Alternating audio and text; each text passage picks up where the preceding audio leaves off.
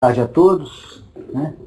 Sou Marcelo Drummond Naves, né? Professor associado da Faculdade de Odontologia da UFMG.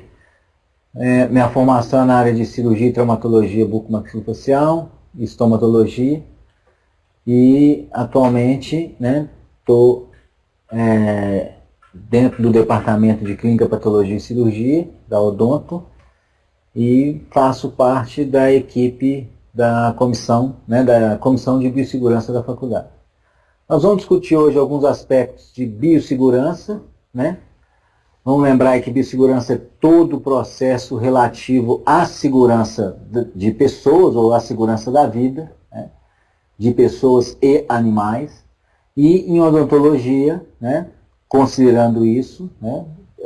Nós vamos trabalhar com a segurança de todas as pessoas envolvidas no atendimento, né? Odontológico. Aqui vai ter que fazer.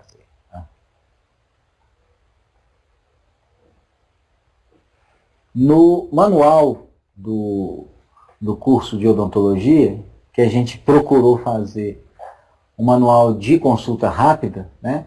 A biossegurança seria ações voltadas para a prevenção, minimização ou eliminação de riscos inerentes às atividades de pesquisa, produção, ensino, desenvolvimento tecnológico, prestação de serviços, riscos que podem comprometer a saúde do homem, dos animais, do meio ambiente ou a qualidade dos trabalhos desenvolvidos.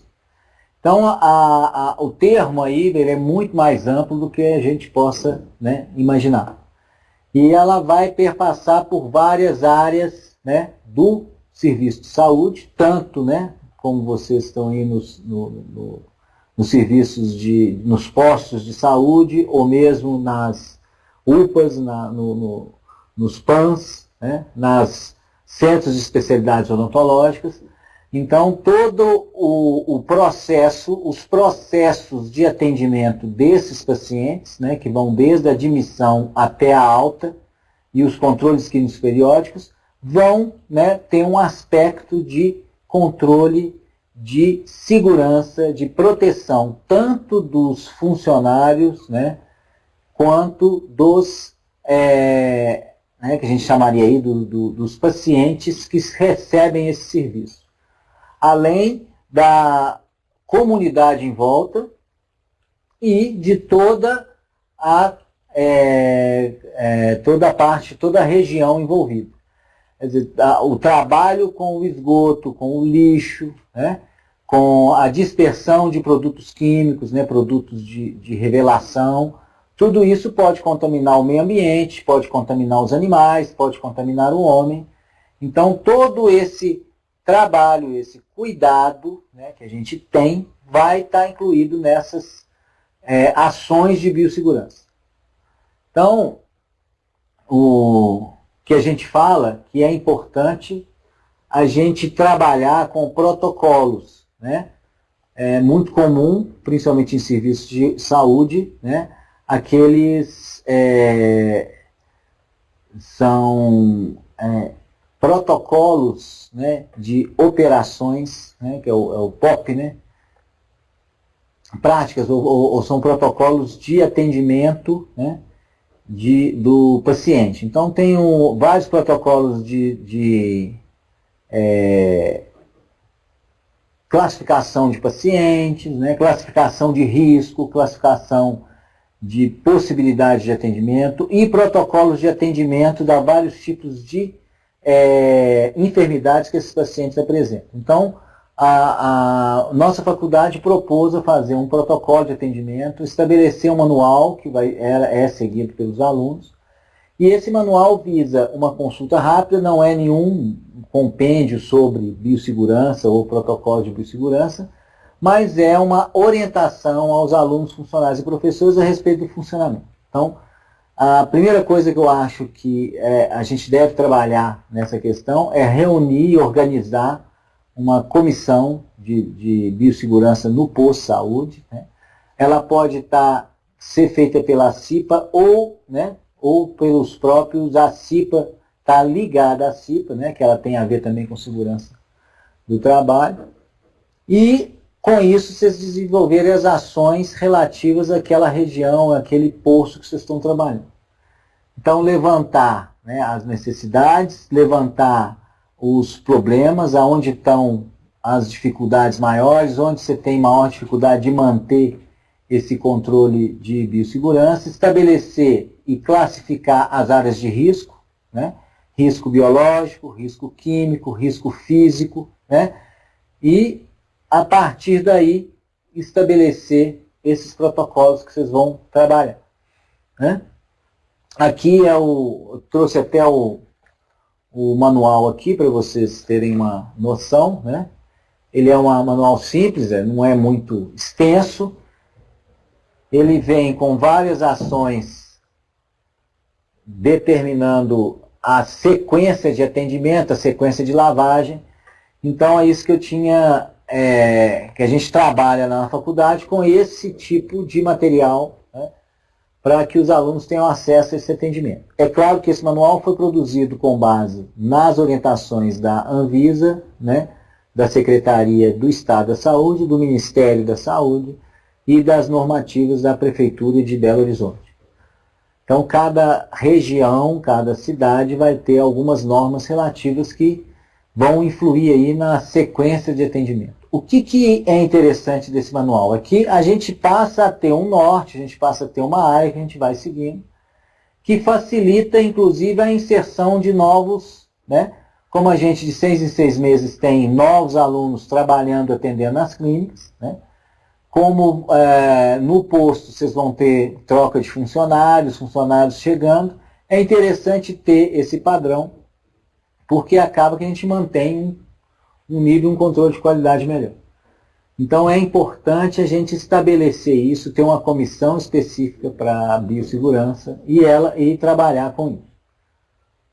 Nós vamos ver que, né, que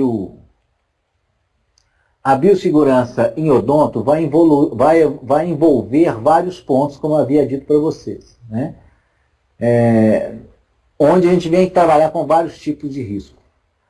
A gente sabe que o prontuário odontológico também está relacionado com biossegurança. Uma vez que você identifica aqueles pacientes de maior risco, né, que tem alguma comorbidade que vai interferir no atendimento odontológico, a gente passa a diminuir o risco desse paciente vir a ter uma intercorrência, né, durante o atendimento, e também passa a, caso essas ocorrências, né, caso aconteçam essas intercorrências, a gente possa atuar de maneira rápida, né, e eficaz. Então, o prontuário vai ser importante nesse sentido. Outra questão é a questão do controle de infecção cruzada, que é o que a gente vai trabalhar mais, e é o que é mais focado nesse manual. As questões de radioproteção, né, ou seja, o controle de radiações ionizantes. A ergonomia, que é a posição de trabalho, a forma como a gente trabalha, né, e o tratamento de resíduos de saúde, ou seja, aquilo que a gente produz de lixo, como é que esse lixo vai ser, né, dispersado no meio ambiente. É interessante que teve um caso importante de um aumento de produto químico. A nossa escola tem sensores, né, nas saídas de esgoto, e houve um aumento grande de uma substância química lá, não estou lembrado qual que era, que foi detectada por esses sensores. E a gente revirou, nós descobrimos que era o revelador. O revelador de radiografia, né, estava gerando esse produto químico específico. Então a gente teve que mudar todo o padrão de dispersão. E não era no esgoto normal, não. Tinha uma área específica para o lançamento disso. Nós tivemos que reformular toda essa questão do descarte do revelador. Minto, não é o revelador, não, era o detergente enzimático. Alguns produtos que vinham nos produtos enzimáticos alteraram a percepção dos nossos sensores e acusaram algum tipo de material que não estaria na conformidade da Prefeitura de Belo Horizonte para ser lançado. Então nós tivemos que estabelecer uma forma de descarte, né, dos produtos, dos resquícios do detergente enzimático. Então nós vamos ter várias nuances aí no atendimento. É uma coisa dinâmica, né? constantemente vão aparecendo novos produtos, novos protocolos que a gente deve verificar, estudar e avaliar para ser aplicado no nosso meio, na área que a gente está trabalhando. O que eu acho interessante nós vamos trabalhar um pouco mais com a parte de controle de infecção cruzada, que é o que a gente tem mais, que é onde tem um volume maior de ações, né, para diminuir essa possibilidade de infecção. Nós estamos aí vindo com um surto, né, de H1N1, né, e então essas medidas, né, também vão reforçar o controle dessas doenças, né, virais ou bacterianas que são sazonais, vão aparecendo conforme o desenvolvimento do ano, né, e as ações que a gente tem. Então, uma das coisas interessantes da infecção cruzada é que o que é a infecção cruzada? É o momento em que o micro-organismo sai do seu local de origem e vai parar em outro local que não é o dele, né? Esse transporte é feito, na maioria das vezes, por nós, né? Segundo alguns estudos, as nossas mãos são as maiores responsáveis por fazer esse transporte. Então, nós somos ônibus lotação, metrô de bactéria. A gente é que faz toda a parte de transporte dela de um lugar para outro. A maioria, né, do transporte é feito por nossas mãos, é feito por nosso sistema respiratório, é feito por nossas roupas, então a gente tem que tomar cuidado com essa questão. Então, por isso que o atendimento no serviço de saúde tem que se cercar de vários cuidados para evitar que micro-organismos de uma determinada área, de uma determinada região, de um determinado paciente, não seja transportado de um paciente para outro, de um paciente para auxiliar, de um paciente para outro, para equipamento instrumental, de um paciente para uma área específica, né? Então a gente tem que trabalhar, né? O que eu acho importante a gente guardar esse conceito, para que os micro-organismos fiquem nos locais aos quais eles estão reservados.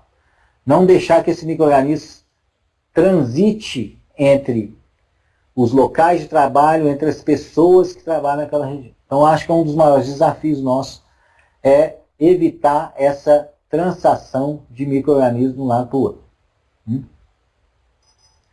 A outra questão, né, que biossegurança que a gente fala é universal, ou seja, considerando todos os riscos que a gente tem aí no atendimento. A gente considera que todo e qualquer paciente é potencialmente contaminado. Não existe uma forma segura de você determinar que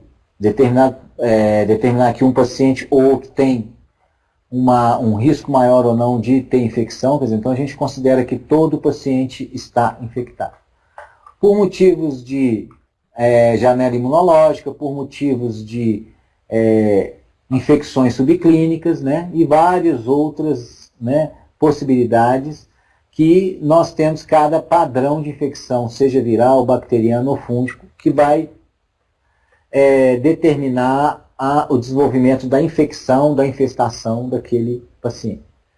Então a gente trabalha nos protocolos considerando que todo e qualquer paciente é contaminado. Às vezes o aluno chega para nós, mas meu paciente é HIV positivo. Eu falei, se você seguiu as normas contidas no manual, né, a questão desse paciente ser ou não HIV não vai interferir no processo. Quer dizer, você está protegido, né, aproxima quase que 100%, né, desde que você siga esses padrões. Né? Então, quando você fala biossegurança universal, você está dizendo você está se referindo à possibilidade aí de que qualquer paciente que você está atendendo é passível de transmissão de algum tipo de micro-organismo que possa ser patogênico.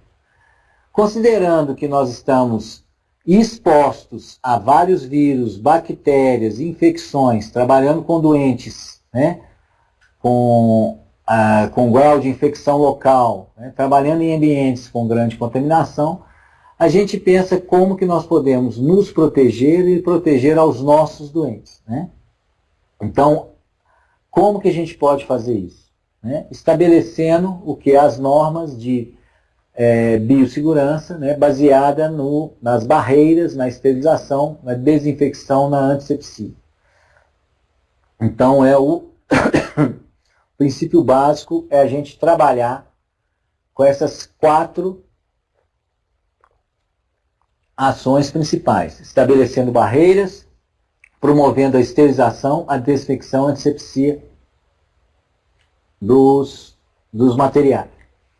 Outro conceito que eu acho importante a gente ter também é o conceito de cadeia séptica.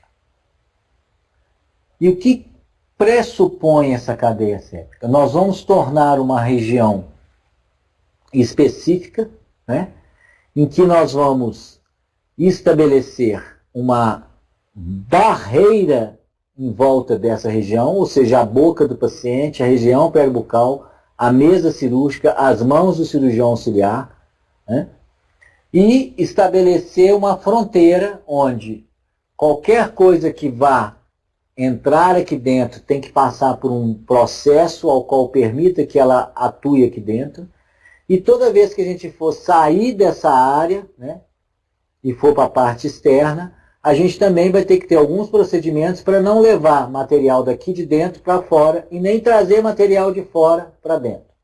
Então, a manutenção da cadeia séptica é quando a gente estabelece, tá, um ponto de controle desses micro-organismos, desses vírus, desses fungos. Por exemplo, eles não podem sair dessa região para fora e nem os micro-organismos que estão fora podem entrar. A partir do momento que eu entendo esse conceito, né, e cada vez que eu permitir que esse micro-organismo saia dessa região e vá para fora, ou que algum micro-organismo de fora entre, né, a gente chama isso de quebra de cadeia séptica.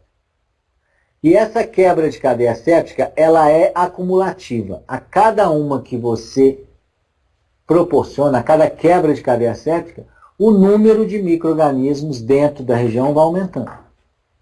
Então, o que acontece? Muitas vezes você está lá trabalhando e tem uma quebra. Quer dizer, a gente tem que ficar atento e sempre vigilante, né? Tanto nós quanto nossa equipe, para que a mínima possibilidade de quebra dessa cadeia seja informada e seja computada.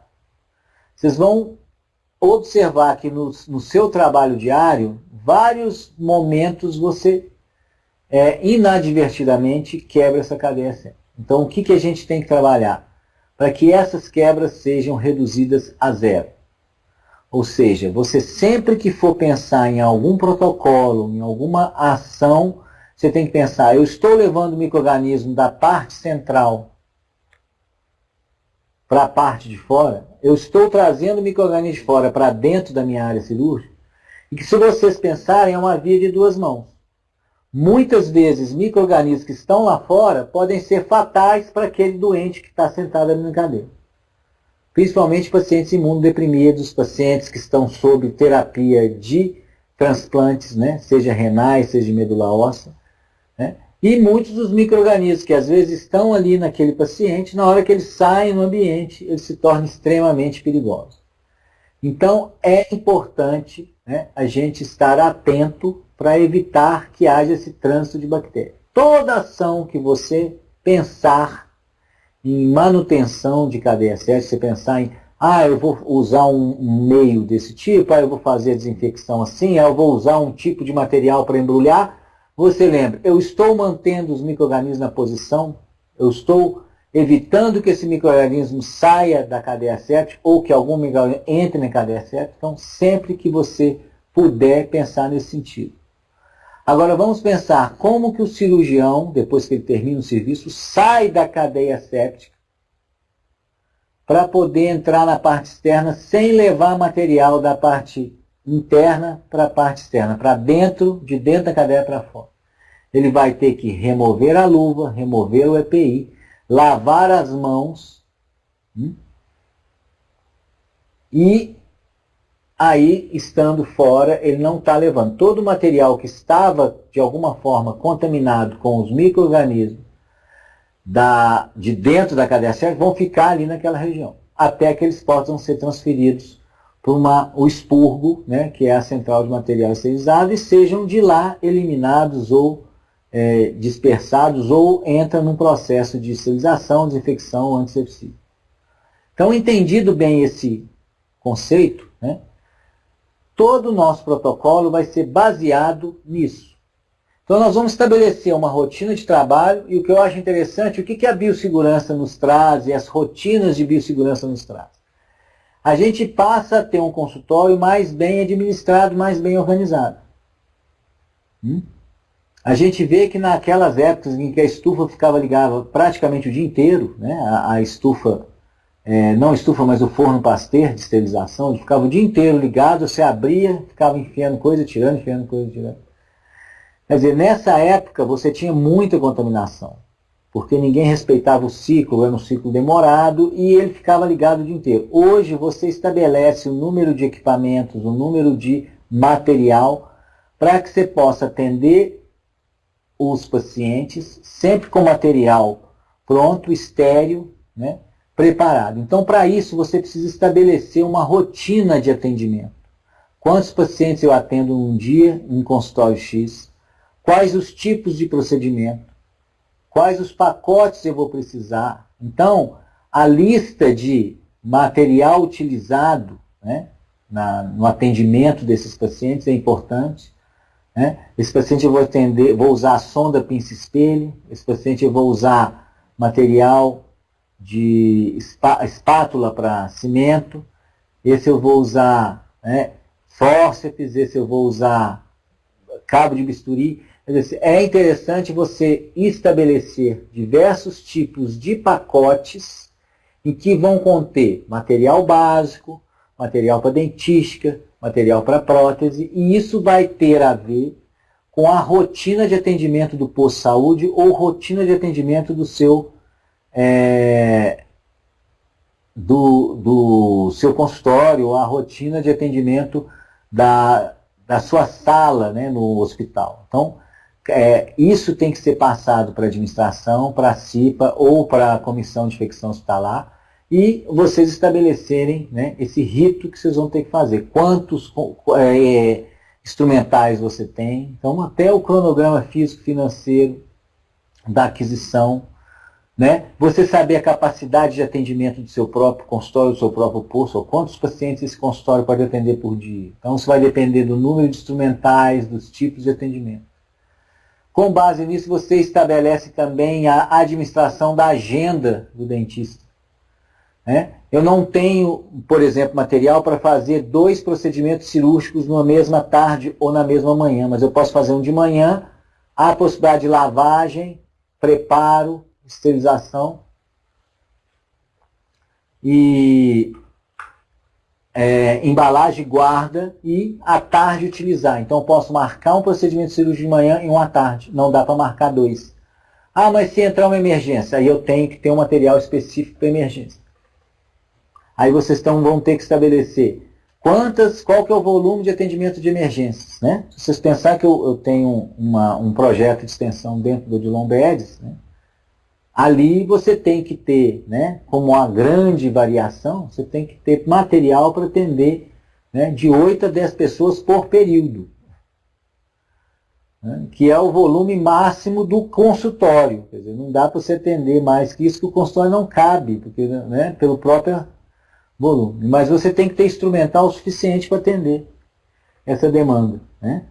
Então, essa questão da rotina de trabalho, cada posto vai ter a sua necessidade, vai ter a sua rotina. É isso que você tem que estabelecer. Né? Como é que a gente vai aplicar esses conceitos de biossegurança? Né? Tanto de cadeia séptica, como de esterilização, desinfecção, antisepsia. Né?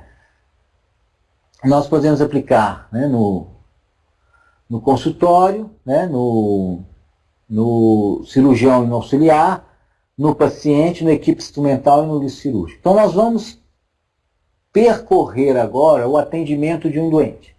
Né? Então nós vamos atender um paciente, né?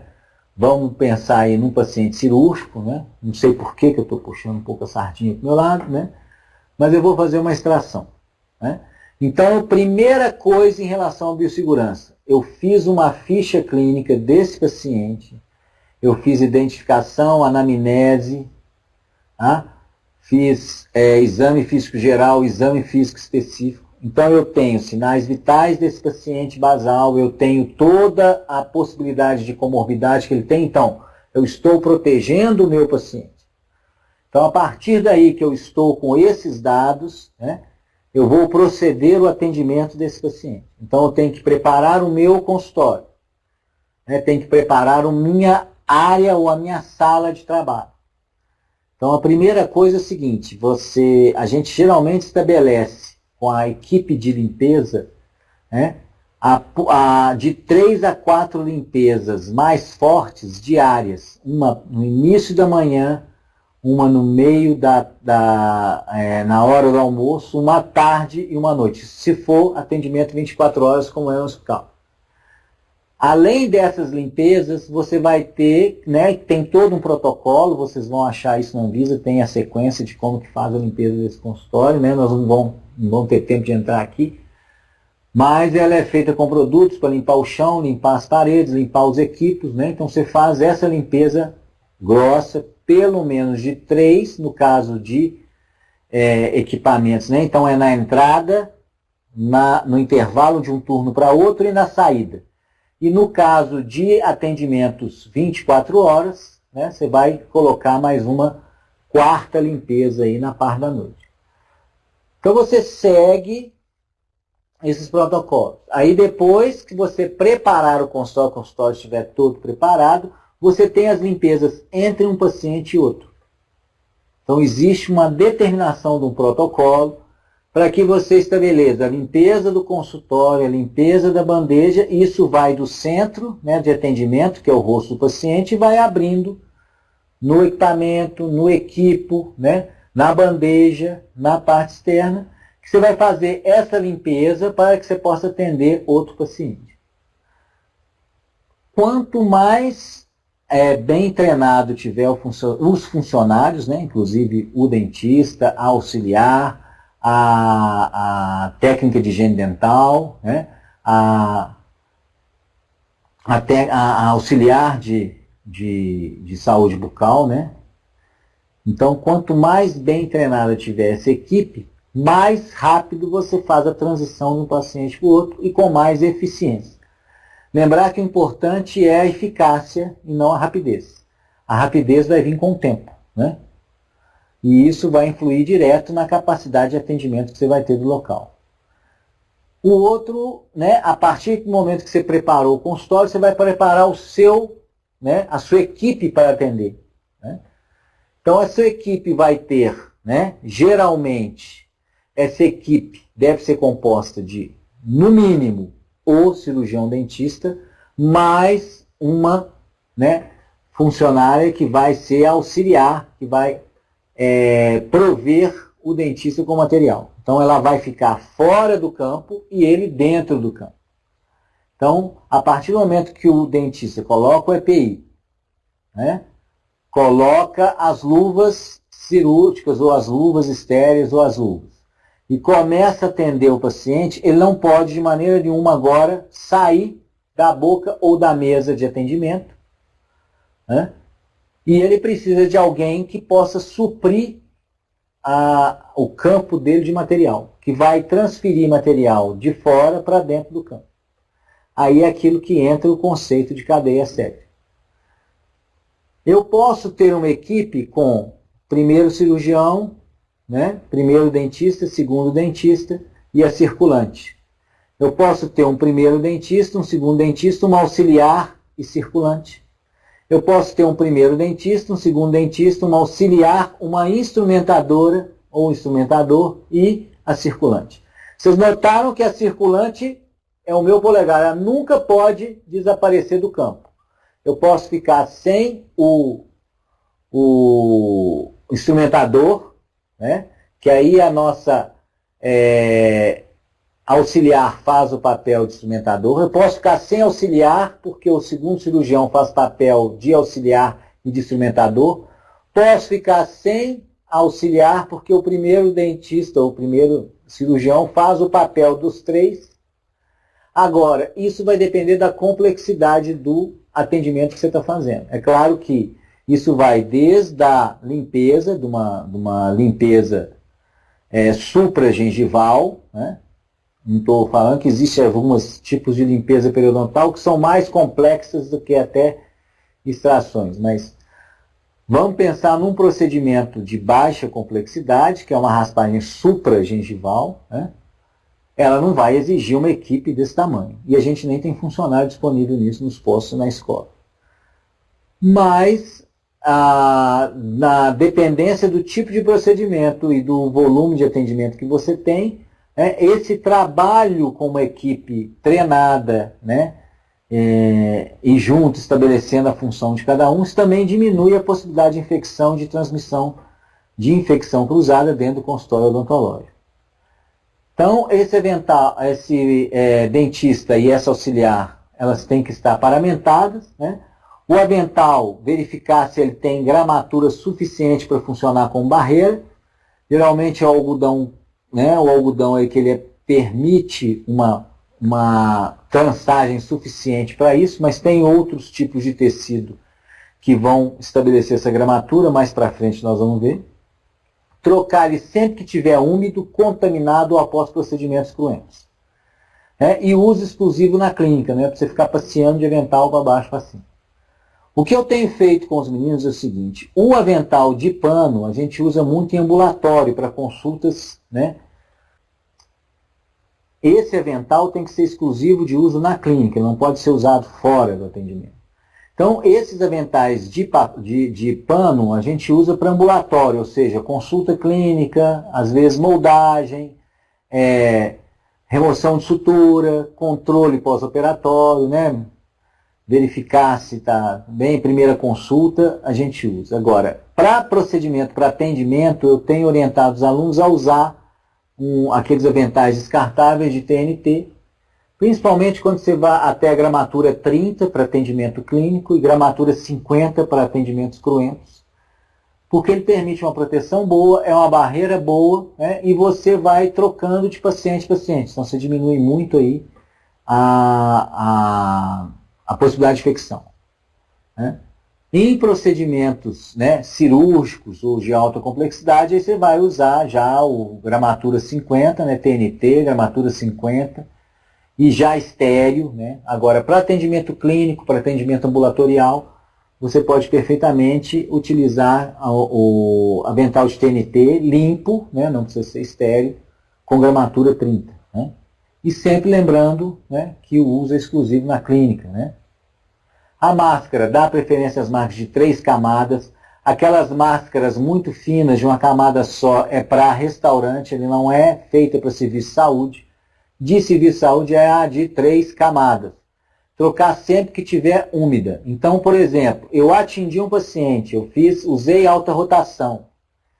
Eu fiz uma raspagem de polimento coronário, usei instrumentos rotatórios. É interessante eu trocar a EPI. É interessante eu trocar a máscara, eu trocar o gorro de um paciente para outro. Tá? Então, lembrar sempre dessas possibilidades. A odontologia é uma profissão extremamente trabalhosa. Então a gente está sempre trabalhando, não sempre está exercendo uma atividade manual. Né? Então a gente está sempre fazendo um canal, extraindo um dente, moldando, radiografando e o contato muito íntimo com o paciente. Então lembrem-se que nós temos a nossa clínica ela é extremamente movimentada e com alto contato com o doente. Então isso é que é importante, que a gente tem que tomar cuidado. Lembrar que as luvas de vinil elas são semipermeáveis, tá? Elas não servem como barreira. Elas evitam o contato do talco ou do látex com a pele da pessoa. Então para aquelas pessoas que têm alergia à borracha, têm alergia a talco, têm alergia a látex, elas são importantes para evitar esse contato. Outra coisa importante, talvez a gente passe até um pouco mais rápido aqui, é a higienização das mãos. Tá? É a medida mais eficaz, né, mais simples e menos dispendiosa, né, para prevenir a propagação de infecções no serviço de saúde. E é interessante que desde Semmelweis, há mais de 150 anos atrás, quando ele exigia que os alunos lavassem as mãos quando eles saíam do necrotério para ir para a sala de parto, com isso ele reduziu em quase que 70% as mortes das parturientes por febre puerperal. Até hoje, uma das brigas maiores nossas, tanto nos hospitais quanto nas clínicas, é a lavagem de mão. Então, é uma coisa que eu acho que vocês têm que fazer muita força, tá? Com todos os seus colegas, com todos os seus funcionários, para que lavem bem as mãos. Principalmente numa fase dessa em que a gente está já entrando numa possibilidade de surto de gripe, né, e de H1N1. E todo cuidado nesse controle de infecção é pouco. Então, a lavagem de mãos, seja, né, doméstica quanto no serviço de saúde, ela é extremamente importante. Todo o material de lavagem de mão está muito bem explicado. Vocês podem entrar no site da Anvisa, chama da Anvisa Downloads. Você vai ter o manual de lavagem das mãos, ou manual de higienização das mãos. Tá? E ele vem descrevendo ponto a ponto. Aí vocês vão falar, Marcelo, por que eu tenho que usar o manual da Anvisa? Porque a gente tem que ter um padrão para seguir. Seja para medir uma pressão, seja para lavagem de mão. Tá? Um padrão que foi feito por pessoas extremamente sérias, de vários estados brasileiros, né, que estudaram, verificaram a literatura, viram as possibilidades e as limitações das áreas que nós estamos trabalhando, e estabeleceram uma sequência, um protocolo que eu estou falando com vocês, né, sempre aí o protocolo, de lavagem de mãos. Tá? Qualquer um de vocês pode acessar a página da Anvisa, entrar lá em Downloads, que vocês vão ver o manual, tem vários manuais lá, um deles é o de lavagem de mãos. É muito bom, ele é fácil de ler, muito explicativo, muito ilustrado. Eu cheguei a trazer até algumas coisas aqui, mas a gente não pode andar muito. Lembrar, ter muito volume aqui, né? Lembrar que higienização das mãos vai englobar, né? É um termo que eles estabeleceram, né? Vai englobar a higienização simples das mãos, a higienização antisséptica, a fricção antisséptica e a antisepsia cirúrgica das mãos. Né? A higienização, sempre que você vai lavar, quando que você vai lavar as mãos ou higienizar as mãos? Sempre antes de iniciar um trabalho, tá? De manusear medicamentos e calçar luvas. Tá? Sim, antes de calçar luvas tem que lavar a mão. Antes e após, né? Contato direto com o paciente, efetuar procedimentos terapêuticos e diagnósticos, preparar e manipular materiais ou equipamentos, tá? E antes e após pôr luva. Quer dizer, você lava a mão para pôr luva, tira a luva, lava a mão. Tá? Após contato direto acidental com secreções ou material orgânico em geral, contato indireto através de material e superfície contaminada e terminar o trabalho e retirar as luvas. Então, tanto para pôr como para retirar as luvas é interessante você estar higienizando as mãos. Né? A higienização simples pressupõe uma sequência de lavagem, né, que vai perpassar por todas as superfícies da mão e com sabão comum. Tá? Com sabão comum, sabão líquido, você vai dispersar na mão e lavar. E essa é a higienização que você faz tanto na área administrativa quanto para alimentar, antes e depois das refeições, antes e depois de ir no banheiro, né? Antes e depois de manipular alimentos. É a higienização que você faz no dia a dia. Ah, mas por que eu não posso usar um antisséptico para lavar as mãos todos os dias, ou todo momento, na minha casa também, nessa fase nenhuma? Porque o sabão, né, antisséptico, ele irrita a mão. Então você deve utilizá-lo quando é necessário. Uma higienização simples, bem feita, vale mais do que ficar usando muito produto químico na mão. Então lembrem disso, tá? Vamos? Tá. Vou só fechar aqui a parte de higienização das mãos, né? Lembrar aqui de retirar os anéis, relógios, pulseiras, né? Que muitas vezes eu vejo os alunos aí sem as pulseiras. A higienização antisséptica, né? E essa técnica de higienização vale para tudo. A higienização antisséptica, ela é a higienização simples, só que agora eu vou utilizar o quê? Vou utilizar o antisséptico.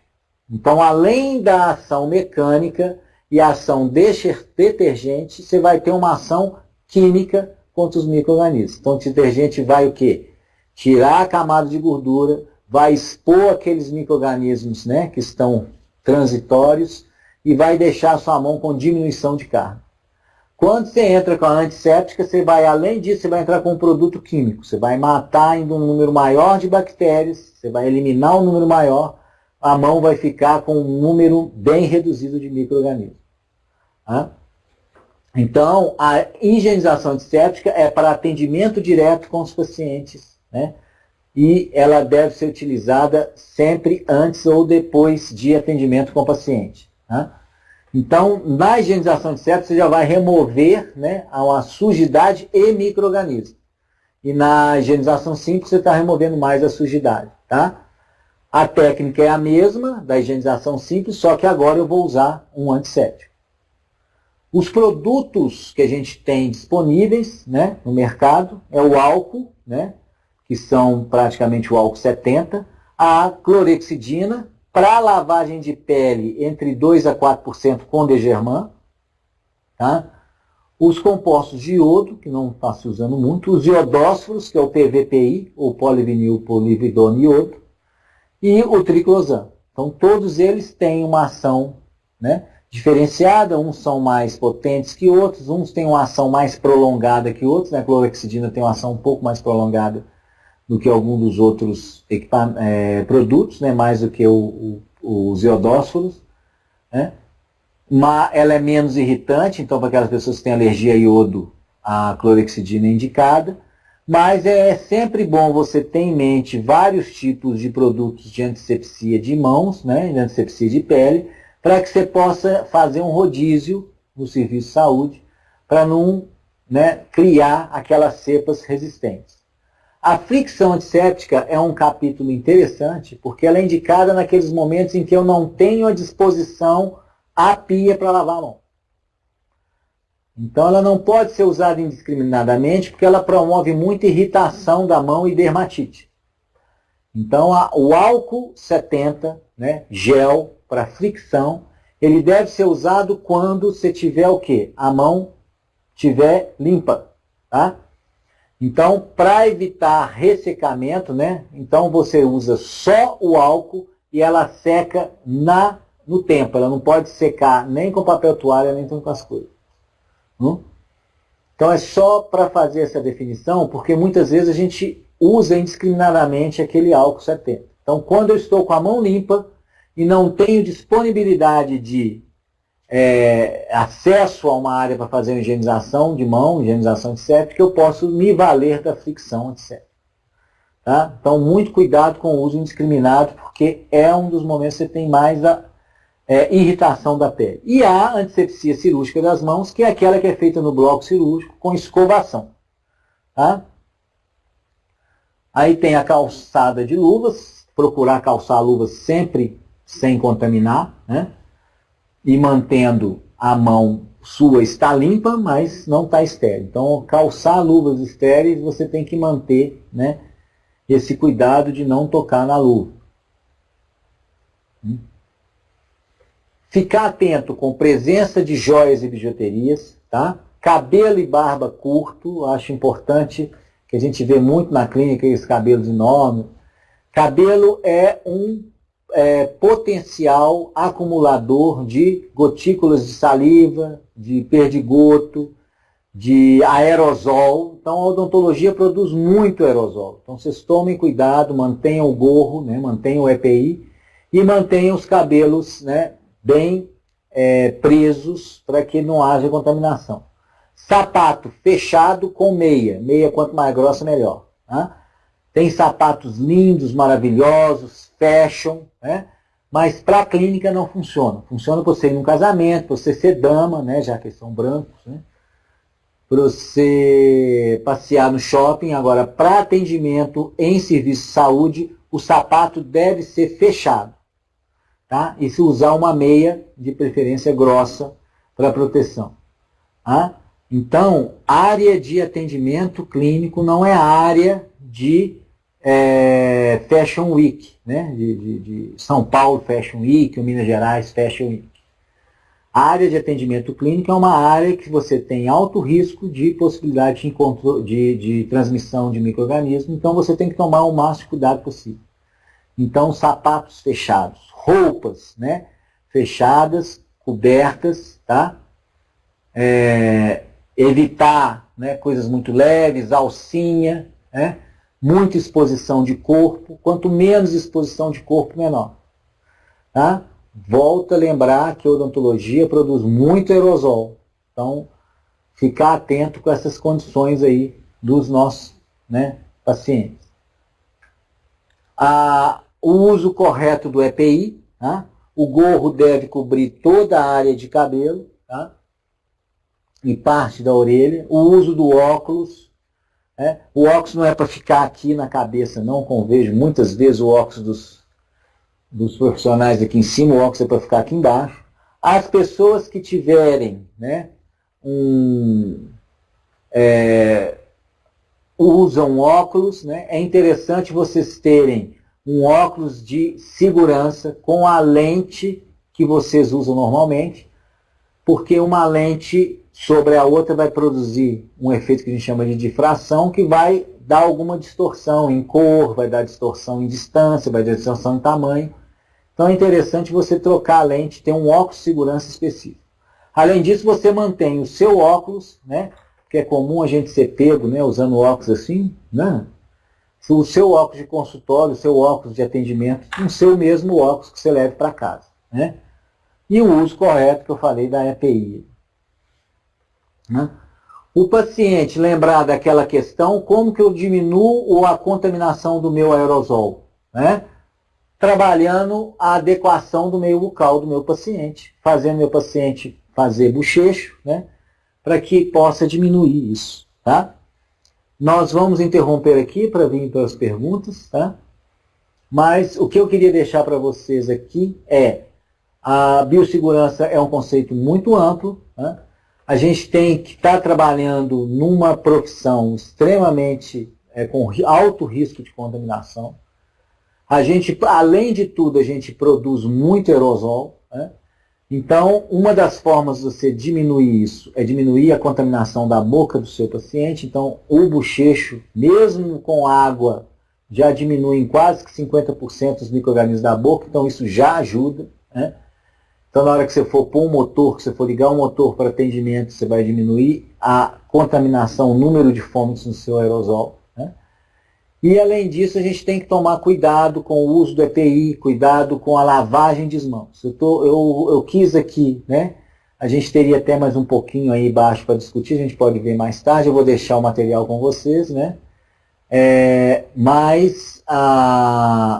Eu gostaria, né, que eu pensei quando eu vim para cá, de bater nessa questão da higienização das mãos. A lavagem das mãos, eu acho que é um viés, é uma preocupação maior que a gente tem no serviço de saúde.